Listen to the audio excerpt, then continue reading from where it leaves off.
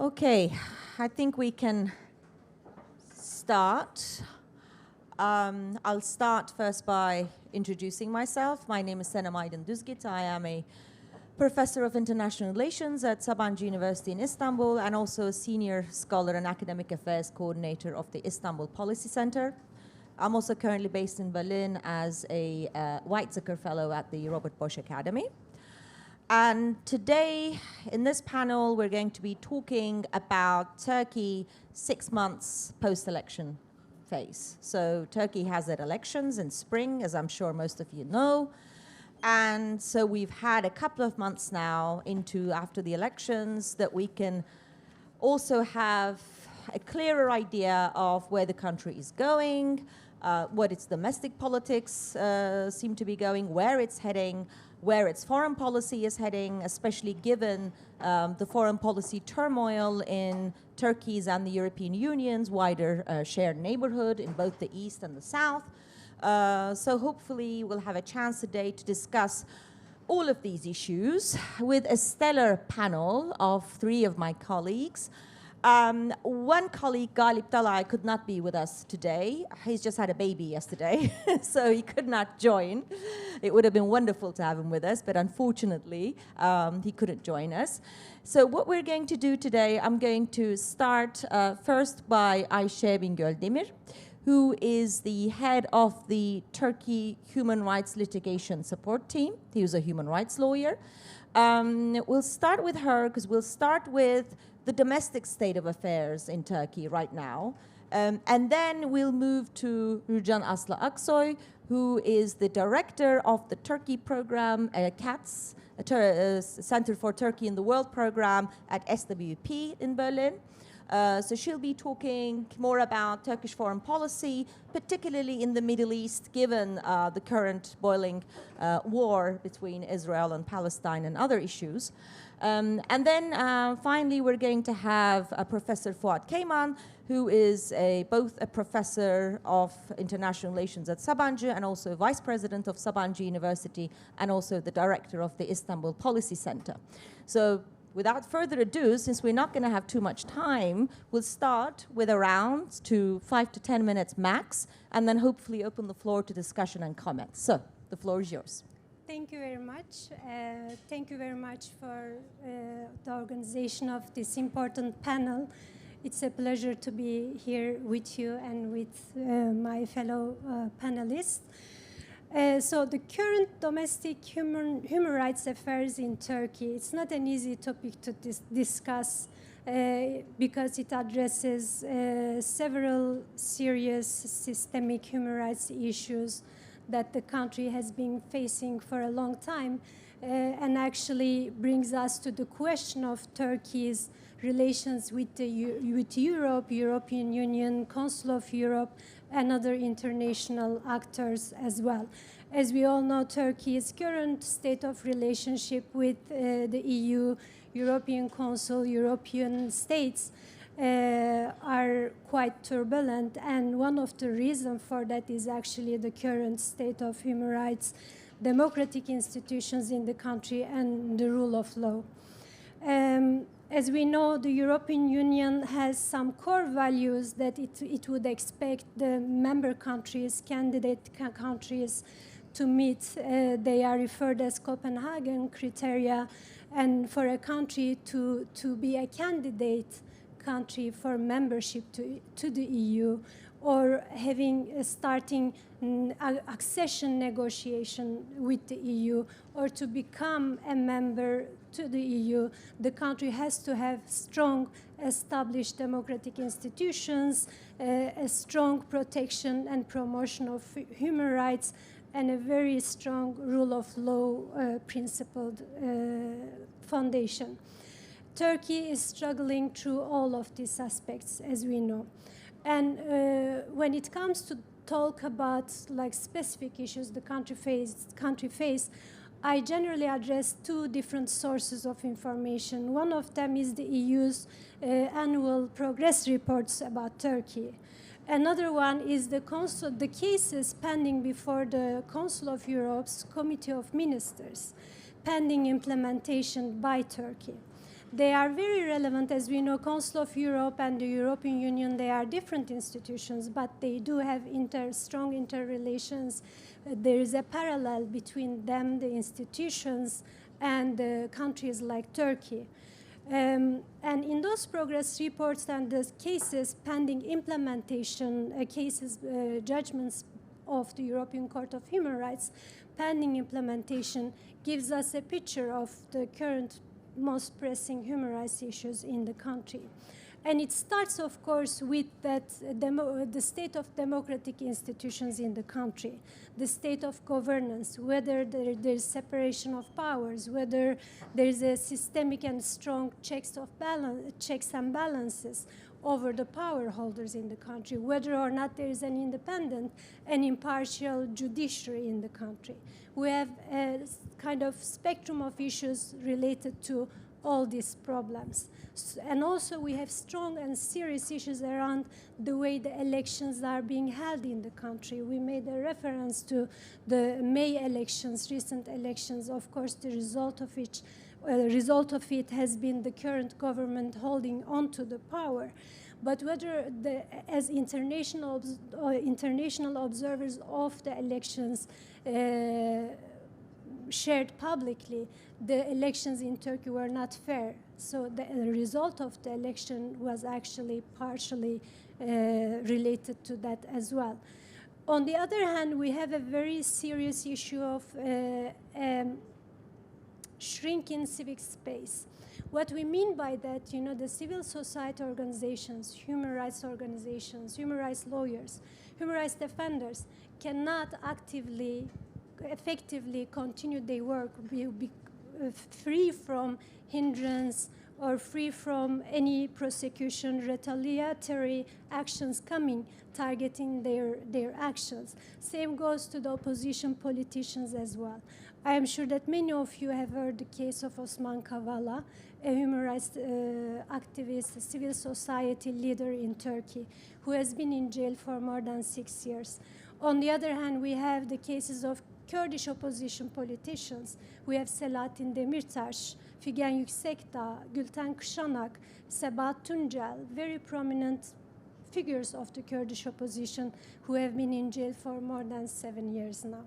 And this comes not out of only political context. The arbitrariness, the illegality of their detention, the treatment they have faced have been actually confirmed by the European Court of Human Rights in the judgments against Turkey concerning the cases of Osman Kavala, Selahattin Demirtas, Figen Yüksekdağ, and the others. And one of the very important findings the European Court of Human Rights showed us is that it found this finding is a very rare finding the court actually deliberate on. It found the detention and arrest and detention of these figures as pursuing political purposes. So the arbitrariness is not only arbitrary application of the laws in Turkey, but it also comes from the political aims that the Turkish government pursue by keeping them behind the bars. On one hand, the aim is to keep the civil society human rights movement under control. On the other hand, to keep the opposition under control. So the Turkey's elections are held under this extremely difficult context where we see systemic human rights violations not only of human rights defenders, politicians, but also journalists, lawyers, where their mere exercise of their freedom of expression, freedom of association, peaceful assembly is regularly and systemically undermined by the country. So all these relevant and important issues brings us to those core values that we mentioned around the European Union standards and Council of Europe standards. As you might know, the European Union has been, and Turkey's accession negotiations have been on a standstill since 2018. And Turkey, although is a formally candidate state to become a member, the negotiations have been frozen. And on the other hand, with the Council of Europe, Turkey's failure to implement the European Court of Human Rights judgments as I mentioned, Osman Kavala case, the Council of Europe triggered infringement proceedings against Turkey, which is also a very rarely triggered sanction-alike thing when a country systemically fails to respect the European Convention on Human Rights and implement the European Court of Human Rights judgments. So we see the future of Turkey's relationship with the EU, with Council of Europe, will be defined by the developments we will be seeing in these aspects of human rights, democratic institutions, rule of law. I am sure that maybe we will have a discussion around how to shape the future, how to preserve the dialogue and the discussion. But I think it's very important for these institutions to keep the human rights situation in the country as a priority matter in their agenda and continue their efforts to ensure that the positive developments will be seen in the coming years in Turkey. Thank you very much, Ayse, for this great introduction about the state of democracy, human rights, and the rule of law in Turkey. Now, of course, today, I don't think we can think of a very strict differentiation between domestic politics and foreign policy, not just for Turkey, but for many states. So I think we can make that smooth transition here from, the state of Turkey today domestically and how it conducts itself on the global stage. So there I'm going to turn to Hürcan, Asli, Aksoy. The floor is yours. Thank you, Senem. I would like to add just 2 points to the domestic parts because it's in interest. It will be guiding our inputs for foreign policy. After the elections, we can state two important things: that Turkish Parliament has become more nationalist, and also become more has conservative religious parties that are fundamentally, especially the Islamist parties that entered the parliament, are challenging the very fundament of the Turkish Republic, is the secularism. But I would like to give the example of these two parties are even claiming that women and men should not have the equal rights. So this is one of the phenomenon that we have to closely observe. And more nationalist, nationalism is an important phenomena in Turkey, but during the election campaign, we have also observed that the parties have used this nationalism through their anti-refugee propaganda and election campaign. So this is a dangerous development in Turkey that we are observing. That goes hand in hand with the backsliding of the decay in democratic institutions, but also rising the Islamism in that sense. The ruling party is an Islamist party, but it's important to mention that now I can jump to the Turkish foreign policy, especially towards, in its own region. Sometimes, like when we are discussing about Turkish foreign policy, so people are asking, is Turkey really a regional player? And my answer is definitely yes. Turkey plays an important role in its own region. Sometimes, if you look at in the last 15, 20 years, it has always had 2 steps forward, 1 step back.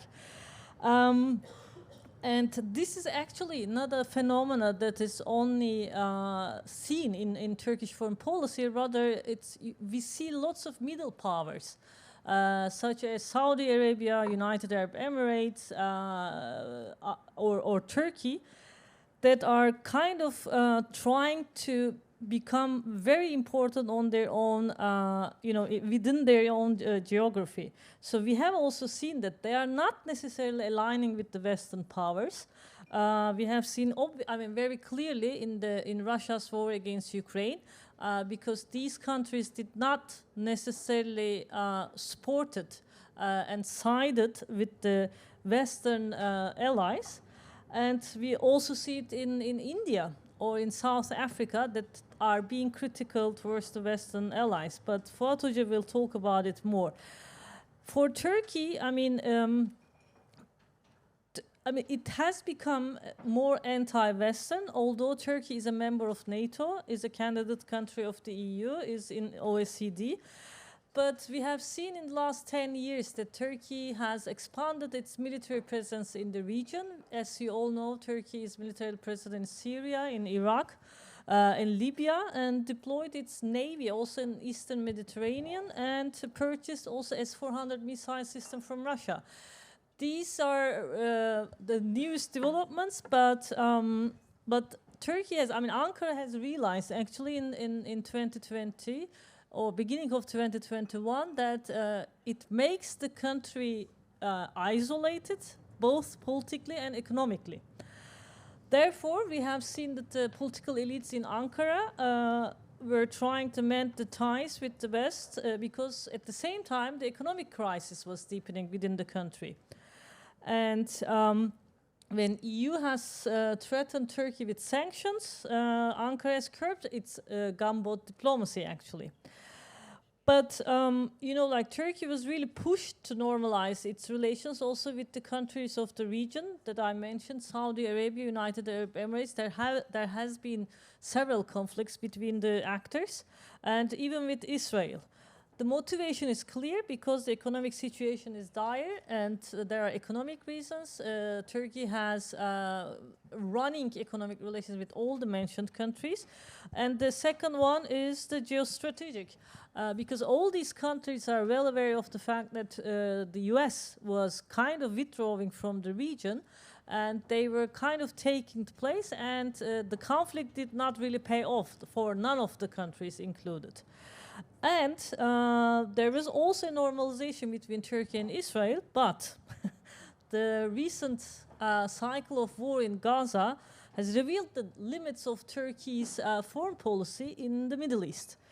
Actually, I mean, the next day, President Erdogan was kind of asking for, for both sides, without naming any actors, for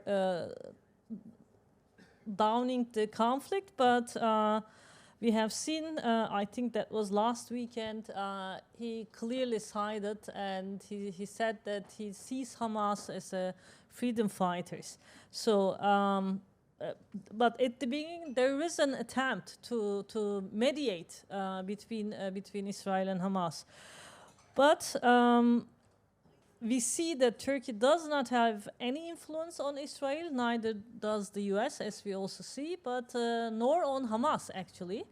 I just mentioned very briefly the political leaders of Hamas used to be in Turkey, but then when the relations were going better, they were sent, or they went to Qatar, actually. They are residing in Qatar. But Turkey at the moment has clear message because 2 days ago, Antony Blinken has met with the Turkish Foreign Minister Hakan Fidan in Ankara. I mean, they both said that they're very much interested, or they were calling for an immediate ceasefire and for the opening of a humanitarian corridor. And of course, Turkey is in favor for the implementation of the two-state solution. So as you see, Turkey still, continues to have its claims in the region, is still an important regional actor, and it has not only to do with the domestic dynamics, not only with the economic, but also the shifts within geopolitics and this anti-Western sentiments. I mean, President Erdogan and other political figures have very clear messages. But like I said at the beginning of my intervention, that this wave is not a thing that only Turkey is experiencing, going through, because we observe this wave, anti-Western wave, within the so-called global South. And I think I can now stop and willing to answer the question. Thank you very much, Asli. This anti-Western sentiment, perhaps it was already boiling for a long time, but now that perhaps it's becoming more visible with the rise of geopolitical conflicts like Russia, Ukraine, and reinvigoration of the conflict in Gaza with Israel and Palestine. So at that point, I'm going to turn to Professor Keyman, as I'm also wondering how we can relate all this discussion to Turkey's overall relationship within the Western alliance as well, with EU, NATO, Germany. How would you interpret that? Thank you. Thank you. Of course, this panel was about the very pivotal elections that we had in Turkey, 2023, where there was a possibility of re-democratization or democratization, but the incumbent government won the elections. If there are questions, we will actually talk about the election results, the opposition party, and what to expect from the opposition parties. But one of the reasons why the elections in 2023 were pivotal is because Turkey has reached its centennial. It was declared as an independent nation state in 1923, and we've been celebrating Turkey's centennial. But of course, it was 29th of October, and huge celebrations happened throughout Turkey, but with a very large degree of uncertainty and insecurity about the future of Turkey. Right now, when we look at the global affairs in terms of the Ukraine crisis, the Gaza crisis in the east part of Turkey, the Azerbaijan, Armenia, and Iranian crisis, I think we are going through a very, very dark times with cascading crises. And my actually take on this, the possibility of Third World War or the possibility of Cold War 2.0 is no longer conspiracy. Real serious scholars in international relations are actually afraid that we might be, because the wars are not stopped and continuing and proliferating throughout the world. So it is a very, very dark times. And it looks like actually 100 years ago, more than Second World War. I think we are living in the conditions of the First World War. Colonial interventions, sort of taking over lands in which whoever takes over the land does not recognize the people living in that land. For instance, Russia aggression, they said that there is no, Ukraine. There's a part of Russia anyway. So it is actually kind of 100 years ago. I think, it is a scary, dark moment.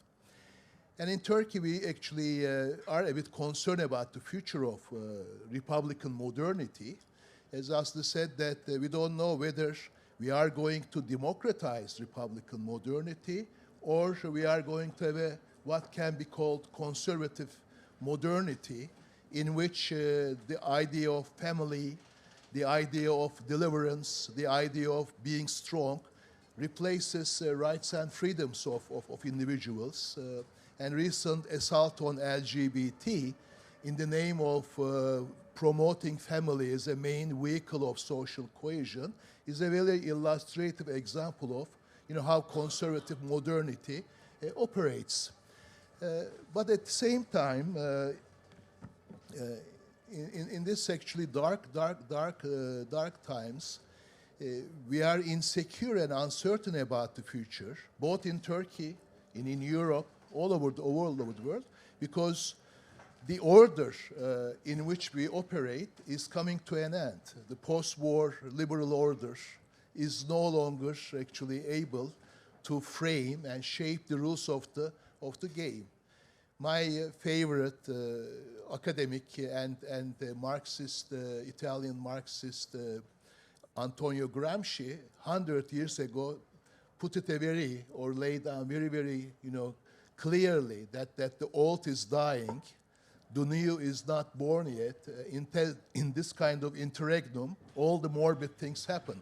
I think we know that the Western order, post-95 Western order, is dying. We are no longer rely on Western order. We no longer rely on the institutions of Western order, United Nations, You know, we cannot rely on Security Council of the United Nations because it cannot operate, or NATO, or the European Union, whatever.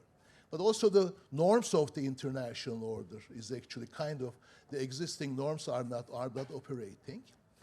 But we don't know about the future, what's gonna come after this. But in Turkey, in the centennial, the government and those who are making the foreign policy of Turkey, you know, is kind of clear about the future.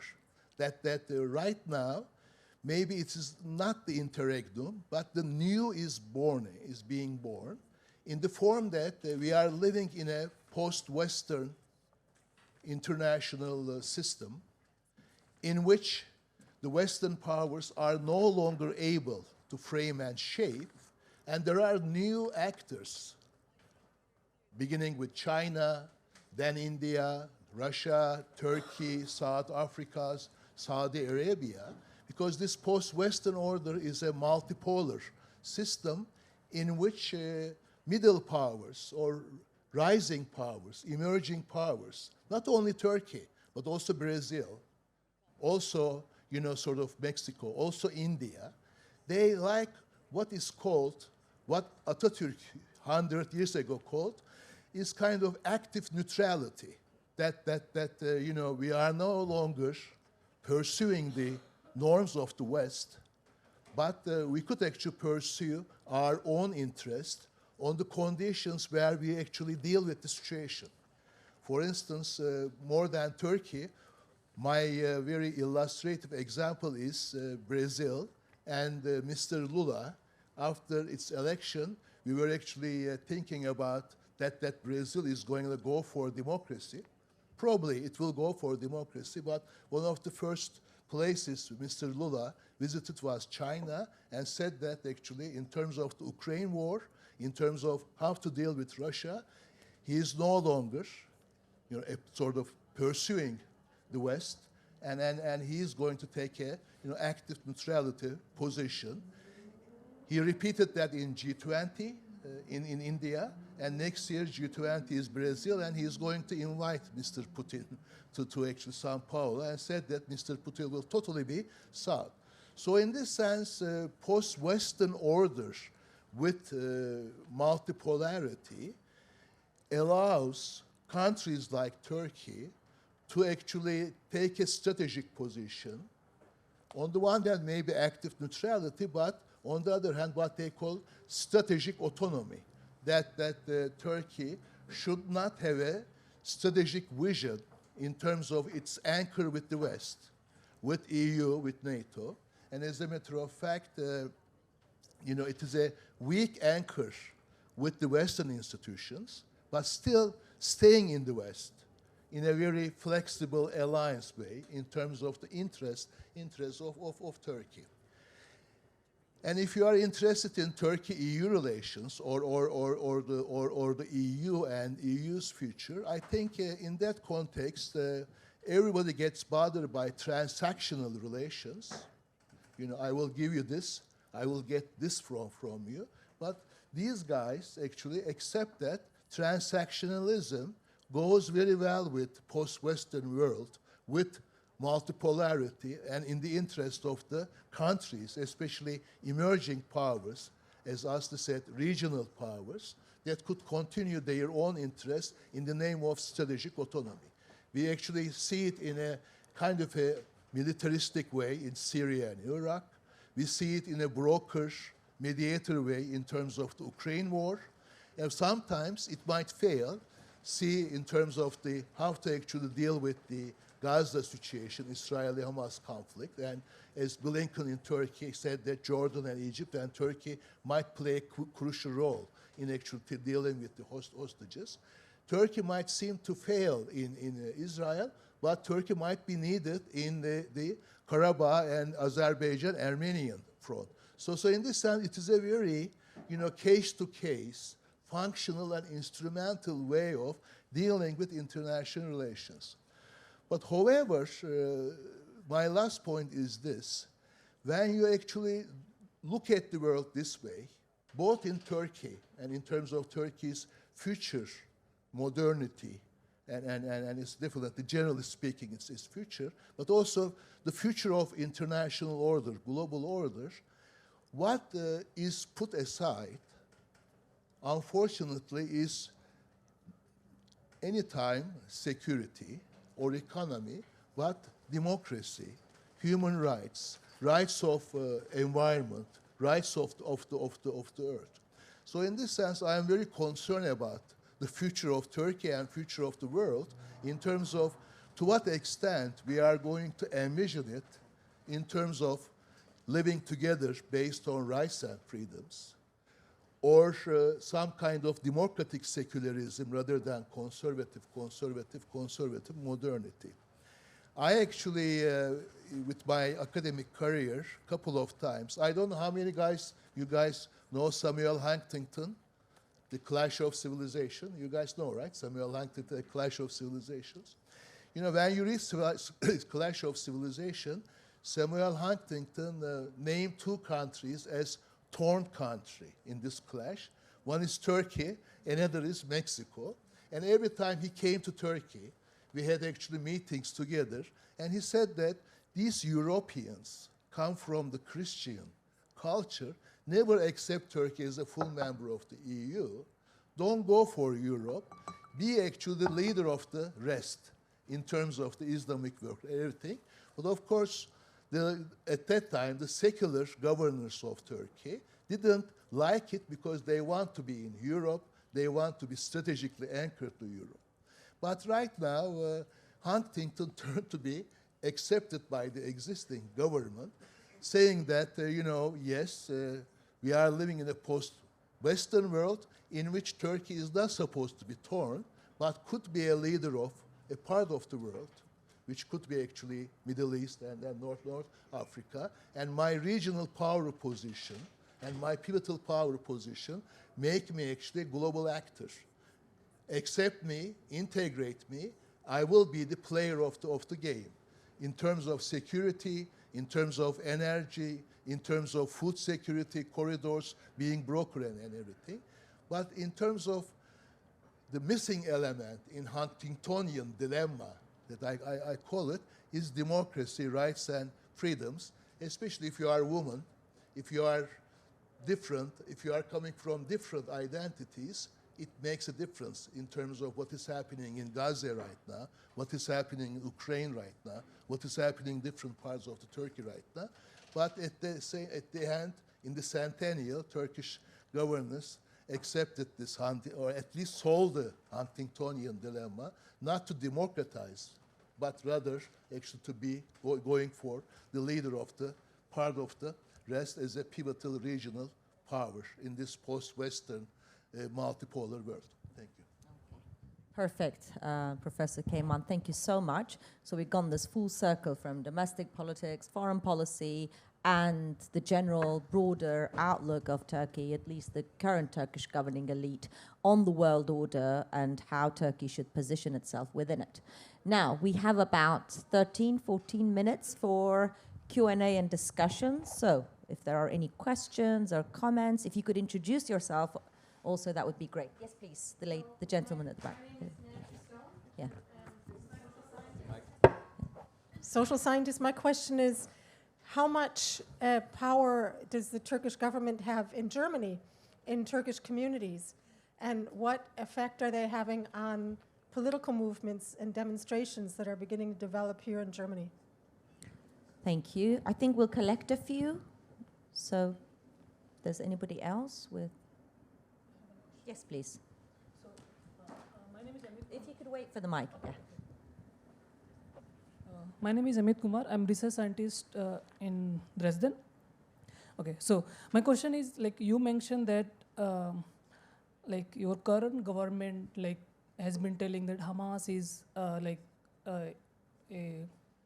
you mentioned that they're freedom fighter, right? They are fighting for their rights. So how then Turkey gonna have good relation with European Unions and other foreign policies? Thank you. Did you? Yeah, please. Do you see it likely that the economic crisis that's weighing down the Turkish people, but also on the government, is going to impact Turkey's ability to effectively conduct foreign policy? Okay, and lady at the front. Yes, my name is Beate Schindler-Kovac. I'm recently coming back from our German Academic Exchange Office in Nairobi. And my question is there any agenda, I think so, for Africa from Turkey? Because I realize in science that Turkey is becoming more and more important, and of course with other, Saudi Arabia and others, India. And my question would be, in the science area, what is the policy or agenda? Thank you. Yes. There's a lady at the front. Yeah. Thank you, Dilara Ekinci. My question is about the brain drain. Turkey is currently having, actually, for the past 10 years. There is a huge wave of academics and other talented people moving abroad. And do you think that it can result in a wave back intellectually to Turkey? And, I don't want to call it like a new wave of young Turks, but, in that kind of intellectual development, maybe, as a result of this undemocratic practices. Thank you. Thank you very much. I think we've collected quite a few, so I don't think we're going to have a next round, Yanis. We have 10 minutes. So go ahead. Shoot the last one. Thank you very much, Yanis Stifter-Mercator. I have a question to you, Ayse. Maybe taken together with the point of what Keyman, that we're living in this post-Western order where apparently international institutions have a weakening appeal. And that comes together, of course, with the problem of implementing rulings by international bodies. Ayse, you mentioned the ruling by the European Court of Human Rights against Osman, in favor of Osman Kavala, that he must be released immediately. Turkey, as a member of the Council of Europe, has signed up to the Human Rights Convention of the European Council of Europe. And so you mentioned the infringement procedure, but I'm wondering, how do you see the future there? What, sort of tools does that have? And of course, that is not solely linked to Turkey and the European Court of Human Rights, but we have similar developments with human rights violations in, for example, countries like Hungary, and then what is the EU doing about it? So it's a wider question of implementing the rules of international organizations. Thank you, Yanis. So I'll turn now to the panelists. We have about 3 minutes or so each. Sorry, this is a short one. So we'll start with the same order. Ayse? Thank you for the question. It is a very important matter to try to address, discuss. When we talk about post-Western global kind of order, I think that it has a right tone, but I think we should put aside these international instruments that have been established post-World Wars to actually give a basis for peace, for protection of rights of people. That includes the UN mechanisms, that includes the Council of Europe mechanisms, all the mechanisms that has been established so the world will not see the same happen again. So this has been the main logic behind establishing those institutions. And they came with a very wide consensus at the time. We should keep that in mind.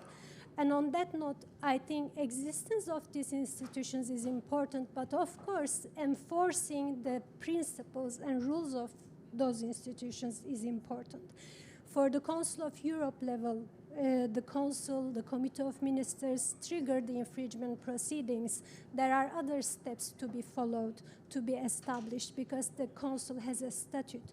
It has a roadmap to follow in such situations. And that will include other cases Turkey has been refusing to implement as well. I think it's very important for these institutions to embrace their rules and apply them. In the meantime, keeping up the dialogue, putting up the peer pressure they have on those countries as well. So the dialogue should be there all the time, but those mechanisms, those tools should be adopted and used as well. In recent works that we have been doing on collaboration with other human rights organizations, we have always called for the international community to be firm and robust in their approach to ensuring enforcement and implementation of these rules. Same applies to the EU, not only with regard to Turkey, but Hungary and other countries as well. When you have a member state or candidate state or like a party state who has been denying their obligation under international law, you have to give an answer. And I think the foreign politics, the policies, shouldn't be the reasons to compromise that. Thank you so much, Ayse. I know that you've been doing some work on Africa. Yeah. With Asli, so maybe Just very briefly to the diaspora here in Germany. I mean, diaspora policy is one pillar of the Turkish foreign policy. That's for sure. And Turkey, I mean, Ankara has influence also on the Turkish diaspora here. And using different channels for that. But since I don't have any fact, any information, how much are they really kind of having influence for the protest here in Berlin? My only humble observation has been most of the time in Neukölln. It's people from the other Arab countries. They have their own mosques, they have their own organizations, so I can't say anything more than that. But diaspora, I mean, on the Turkish diaspora, Ankara does have an influence. And for that, we will publish different papers soon at the CATS network, so I would suggest that you follow us. And for Africa, for brain drain, I mean, I know just right before the elections, people were very hopeful, and everyone was really ready to go back. I mean, the people I know, my own private circle, let's put it that way. But I think we should really look on brain drain in a massive sense. It's dangerous for the future of Turkey. Also for science, and there are lots of scientists also, not only social scientists, so lots of doctors that I have to underline, and it's a loss for Turkey's future. The third question about Africa, I mean, Turkey has been expanding its footprint in the last 10 years. If you look at the numbers, especially the economic investment, it has been really a massive increase, like 350% compared to the European Union, US, and so. But it's still a minor actor. But specifically to education, I mean, Turkey has these exchange programs. Ankara has also specific programs for students from Africa. As far as I remember, from 2022, we released our mapping project. It was around 5,000 people. And most of the time they have, the elites of those countries are coming. Also the other way around, there are Turkish schools in African states, and they are English-speaking international schools, secular education. But if you look at the footprint, so it's mostly in the Muslim-populated African countries. But at the end of our project, we have seen that Turkey is expanding its footprint, and in all dimensions, not only economy, not only education, not only development aid, humanitarian work, but also militaristically. Because they have signed at least 10 military cooperation agreements with different African countries. But I think Fuat Hoca can also add something to that. Yes. Actually, this, as a vice president of a university, it really bothers us that there is a huge brain drain to Europe and to United States mainly. And as a matter of fact, there is actually a survey in that sense, and people are asked which countries in the post-Western world, which countries would you like to go? And Holland number 1, Germany number 2, and it goes like that. And like 99% of Turkish population like to go to West, and it's only 1% Russia, 0.8 or 4% China and the East sort of post-Soviet republics. But it's a very important question, as Asli said. Usually, in terms of creating young Turks, you know, sort of experiencing here, education, working and everything, and coming back to country, you're gonna have like sort of 30, 70%, 40, 60%. But right now, in some very, very significant, very successful high schools, you are talking about 90% going abroad.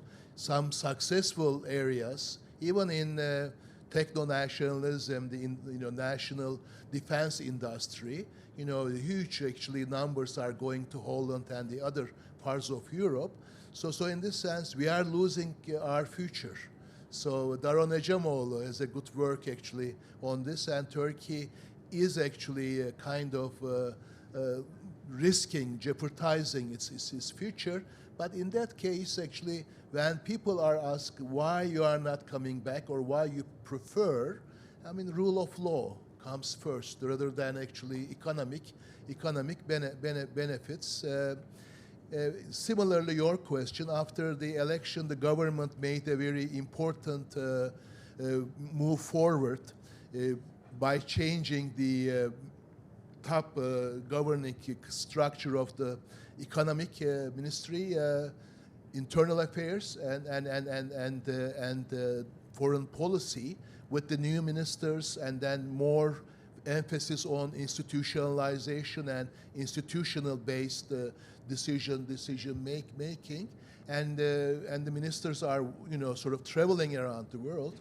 But the reason why they don't get what they want is the problem of rule of law, and there is a big connection between economic performance and rule of law, and if you actually have a missing element there, it becomes very, very difficult to actually have alignments, realignments with companies.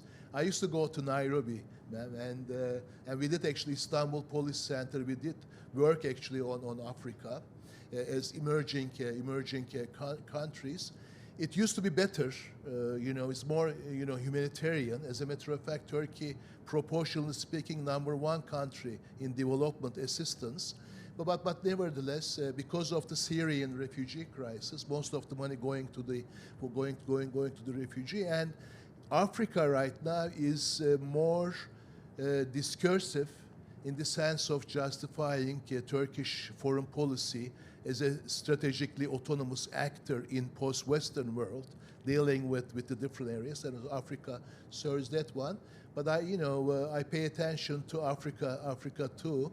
It goes like this in terms of assistance, and then right now it's a kind of a but thank you actually bringing this up.